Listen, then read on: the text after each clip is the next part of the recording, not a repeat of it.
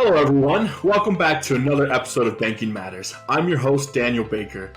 Joining us today, we have the BSA and Compliance Officer for Texas Heritage Bank, Ledra Jones. Ledra has been in banking for over 40 years. She has spent the majority of her banking career at a large holding company bank where she was a branch manager. In 2014, she made the move to a small independent bank as branch operations manager and BSA AML Officer. In 2019, she transitioned from branch operations manager and added the role of compliance officer. As such, she is a one-person department covering BSA and compliance for the bank. She manages the training program for the bank and is also the Safe Act Officer and CRA Officer. Ledra, welcome to the show. Well, thank you, and thank you so much for having me today. Well, we're really excited to have someone with your experience on the show today because you've got a wide breadth of different positions that you cover.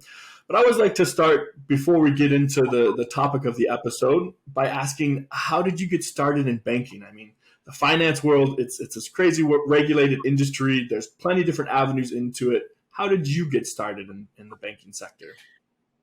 I actually had a friend that worked at a bank, and there was a position open for a PBX operator. And that's what I did with my first job in banking. I was the PBX operator, and I answered the phone, and I directed traffic in the lobby. And I went through the newspaper every day and checked the obituaries to make sure that, we didn't have any customers that had passed away. So that's really what I did. From there, I moved into being a teller and just worked in deposit operations ever since. Okay. So was that just kind of a local, more small town community bank that you started at? It was not a small bank. It was a pretty large bank, and I was at one of the branches here in the town. Uh-huh. Well, awesome. That's kind of the same way that I got started. Is I had a brother that worked in banking, and he kind of recommended that I get into it. And you know what? Life just kind of sends you different ways. So in regards to what we're going to talk about today, in your current position, I know you have so many different titles, so many different hats you wear, like BSA Officer, Safe Act Officer, CRA Officer, Compliance Officer. You're constantly switching between those hats. I'd like to actually start at the beginning of your journey. So I know you said that you started as a PBX and then you worked your way up. I know for a while there you were a branch manager at a bank. Is that correct? That is correct, yes. A large bank, and I managed the branch and managed the sales process and the customer service process at that bank. Okay, so you didn't really have a ton of compliance experience when you were a branch manager. That's true. And when you're working for a large bank, things are not as specialized there. On the back office side of things, where you learn all of the nitty gritty of the compliance details and that sort of thing. I mean, we knew regulations and how they affected our jobs and what we did, but we really were not privy to all of the inside details of Bank Secrecy Act, for example. Right. So you've got kind of policy exposure to the regulations, but not necessarily direct knowledge of the regulations. Would you say that's a fair assessment? That's pretty fair, yes. Okay. So then that's a little bit of a transition to go from branch manager to compliance officer. How did you take what was that first step into compliance? Well, did you start while you were branch manager, or was it just a hard transition into compliance? No, when I first took on the role at this small independent bank that I'm at now, I, of course, knew how to manage a branch, and so that was my one of my two major roles. And so while I was doing that, I was learning everything that I could learn about being a BSA officer. I mean, who knew? I had no idea what I was getting myself into with reference to becoming a BSA officer. The first time I took a look at our BSA policy, and it was over 100 pages long, I thought, oh my gosh, what have I gotten myself into? But I just had to take it, piece by piece and learn it. I had to prioritize what was most urgent and most pressing regarding BSA and the requirements that we have to follow with BSA.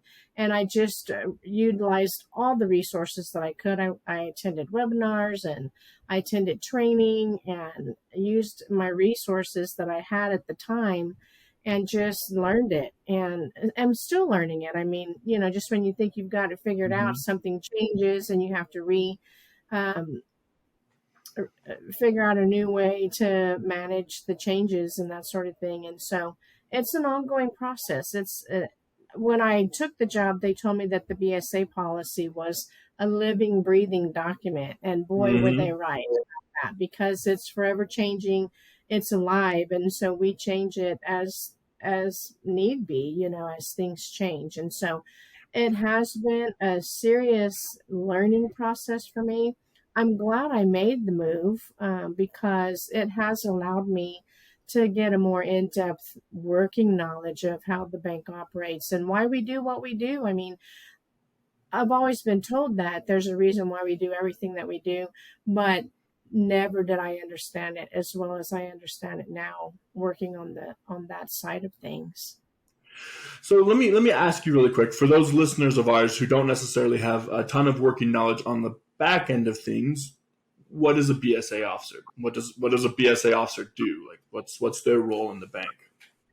Well, BSA officer has got a lot of responsibilities, and it is the BSA officer's job to ensure that the bank is compliant in all aspects of the Bank Secrecy Act. That has everything to do with the soundness and safety of the bank and how the bank operates from day to day, and how they look at how they're going to manage the processes that occur at all levels of the bank. I mean, BSA affects, the deposit operations side, the loan side, the back office side. Hmm. It affects everybody in the bank. And so managing to all of that and making sure that everyone remains compliant and they understand what BSA is and why we have to follow BSA and why we have to do the certain things that we have to do.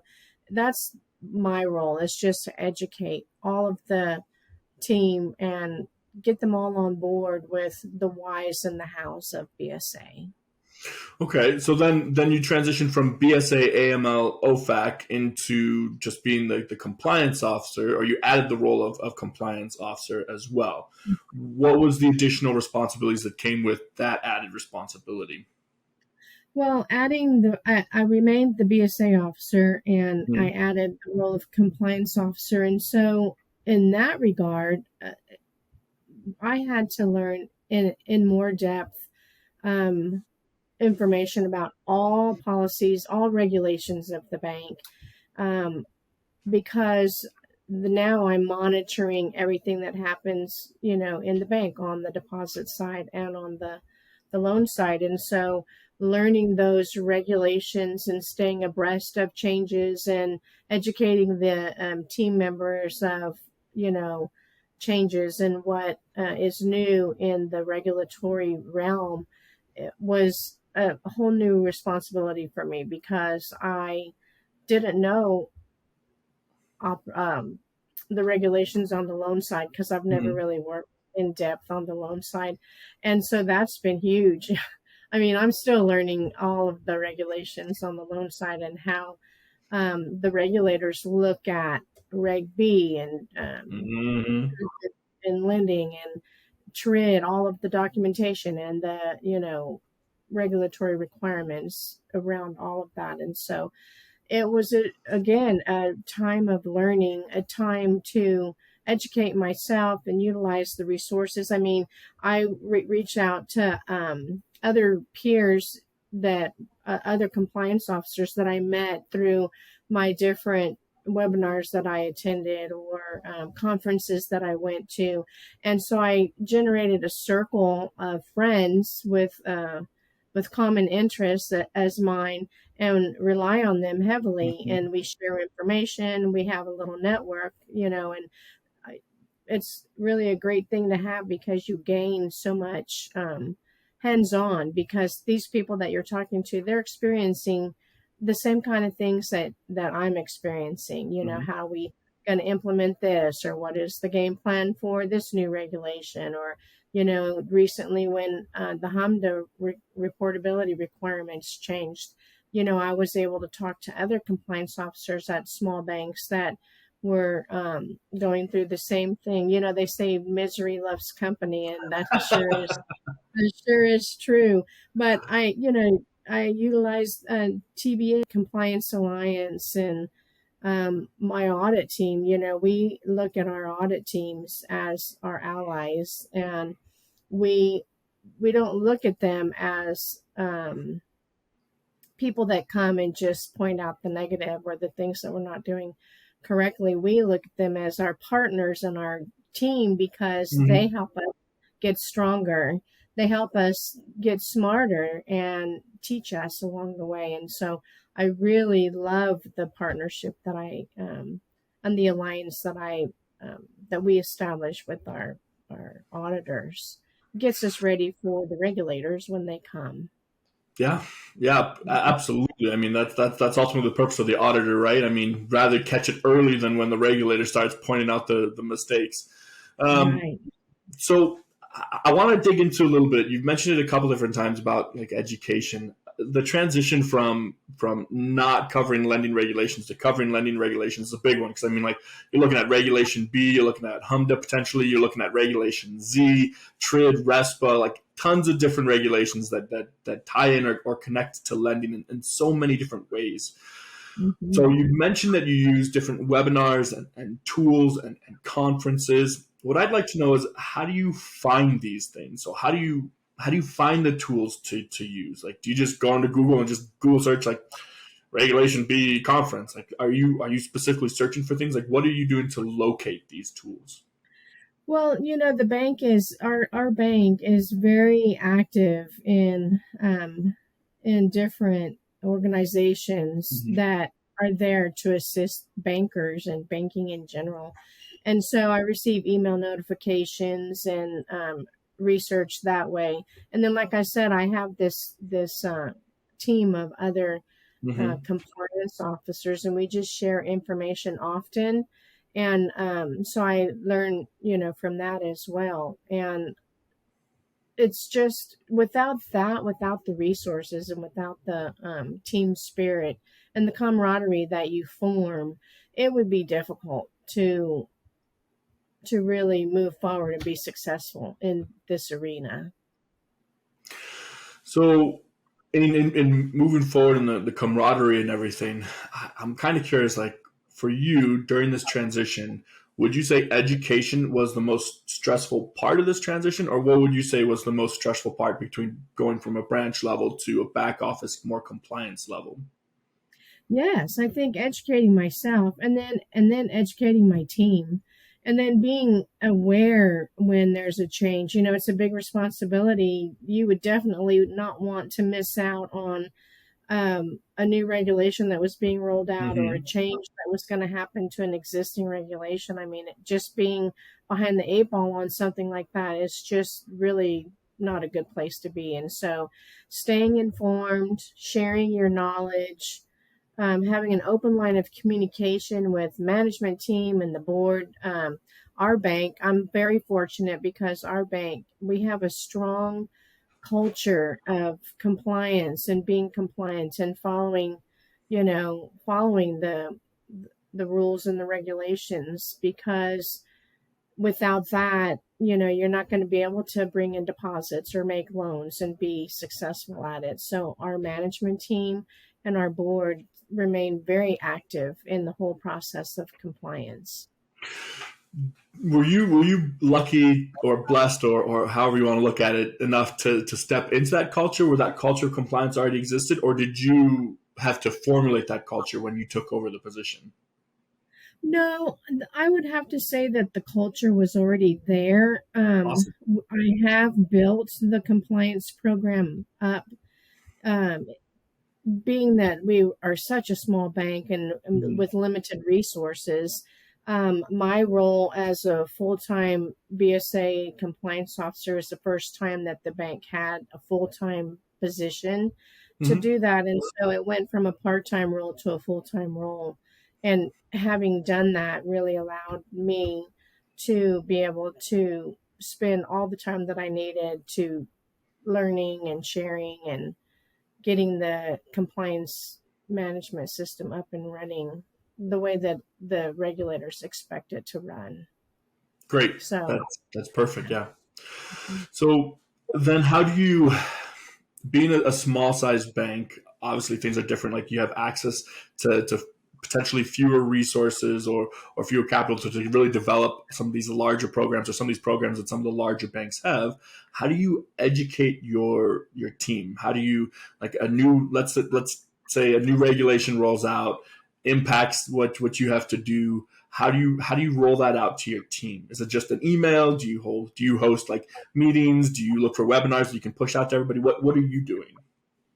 a little of all of that. I like to form little committees inside the bank Mm-hmm. because that way, and I usually use my department heads, deposit operations manager and the loan operations manager, and I like to utilize those people because they're on the operations side, and so they really appreciate the um, aspect of staying within regulatory guidelines, and they're experts in their field, and so their knowledge really allows me to excuse me, be effective with what I'm doing. So we create little committees or little groups in the bank to roll things out. So we start at that level, and then the managers will then roll out to their direct reports, and then we are just available. All of us are available to answer questions or troubleshoot through situations as we work through the onboarding Mm-hmm. processes and that sort of thing. But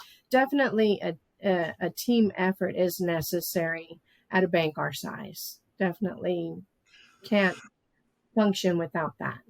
Absolutely.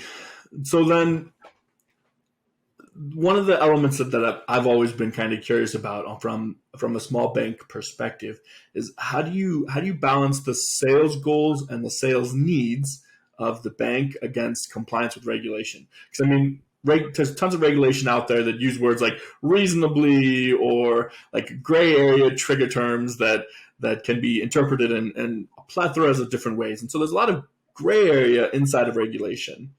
Like, how Mm-hmm. does the bank operate within the sales environment? Are you more conservative? Do you take a little bit more risk? How do you balance that?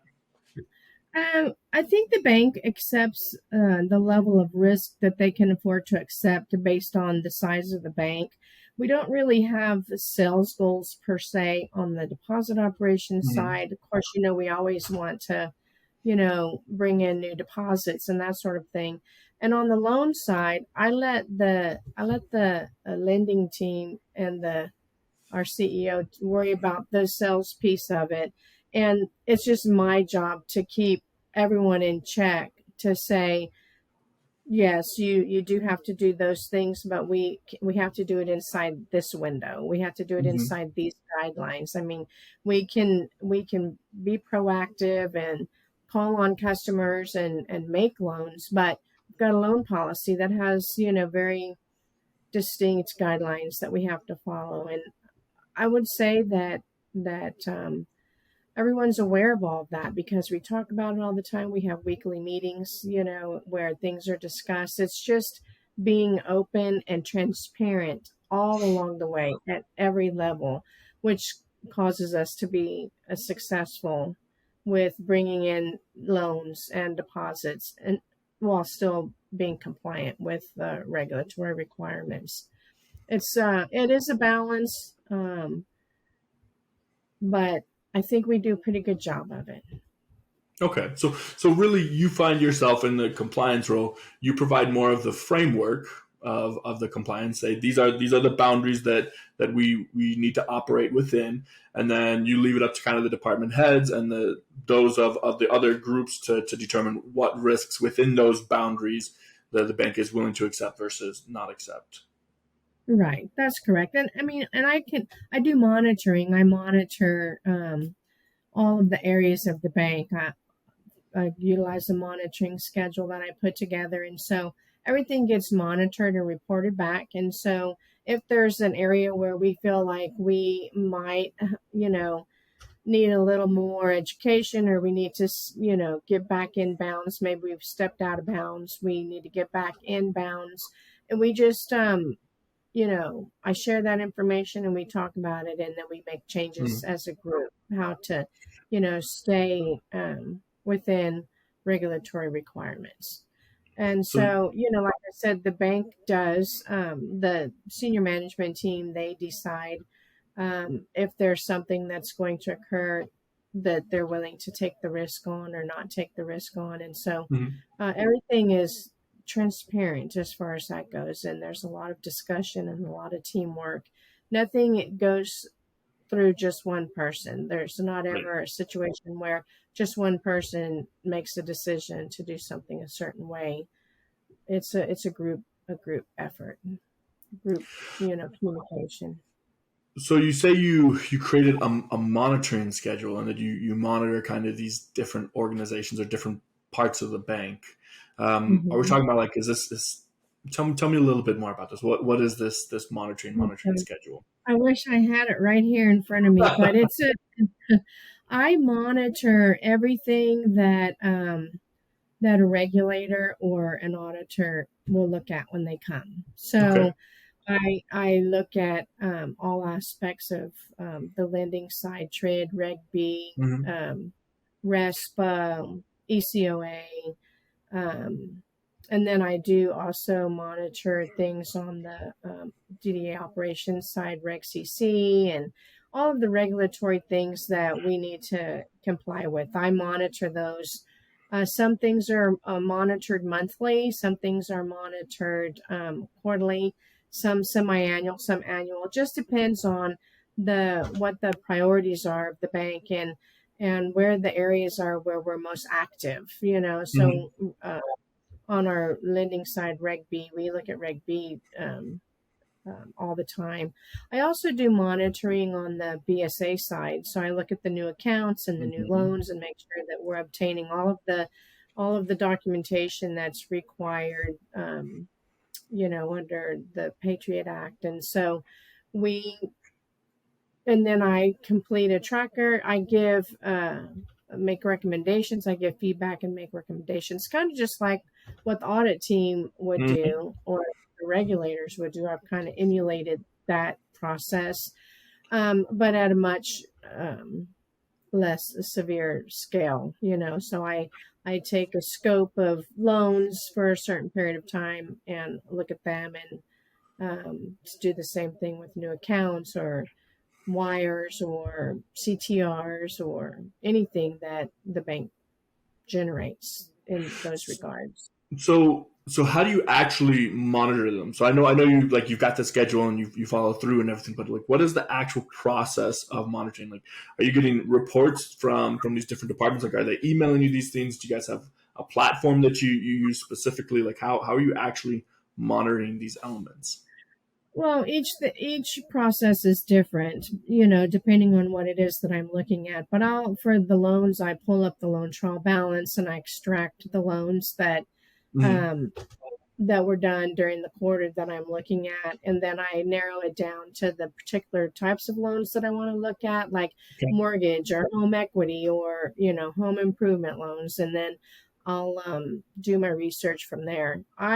We have an imaging system that's effective. And so I can go out there and look at all the documents myself. I don't have to Hmm. really request any sample pools or anything like that. I just kind of do that myself, and so I work off of the trial balance and the images that we have on file, and then I go forward from there.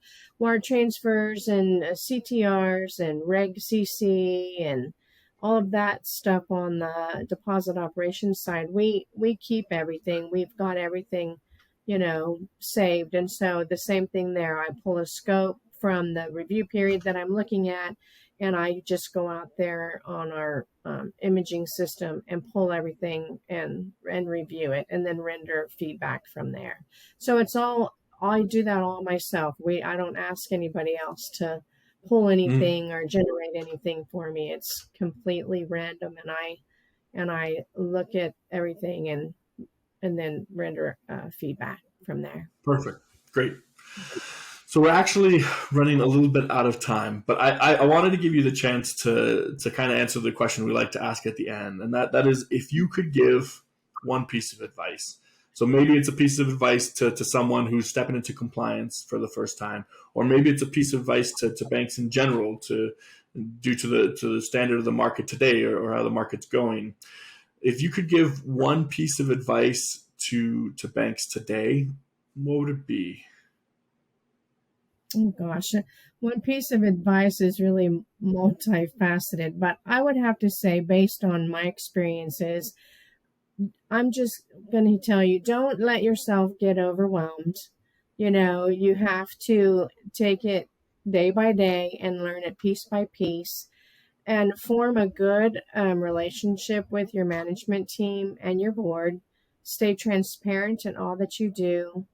Um, just work from that perspective, and that way everybody in the bank knows that you as the compliant. I mean, nobody wants to hear what a compliance officer has to say, but uh, if you approach it from the perspective that you're there to help the team and you want to partner with the team and make the team better and stronger, I would say that that's the best way to go. Be kind along the way. A Hmm. little kindness goes a long way.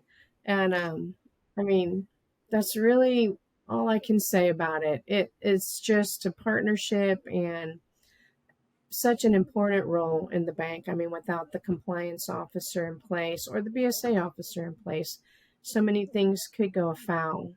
And just being there to help everyone stay focused is really the best part of my job. You know what? I can really respect that, and I can see from you, Ledra, you've got a lot of experience doing that. I mean, you were talking about how you developed connections when you went to these different conferences and presentations and whatnot, and that you developed this network that you can use to really improve your position. And I completely agree. Developing those relationships and those connections to really make this an enjoyable experience for everyone, like that's very important to the position of compliance. Well, Lisa, Yeah. that actually wraps up our time for this episode. Thank you very much for joining us today. Absolutely. Thank you so much for having me. I really enjoyed visiting with you today. Well, we really do appreciate it. And for the rest of our viewers, thank you very much for tuning in. And that's Banking Matters.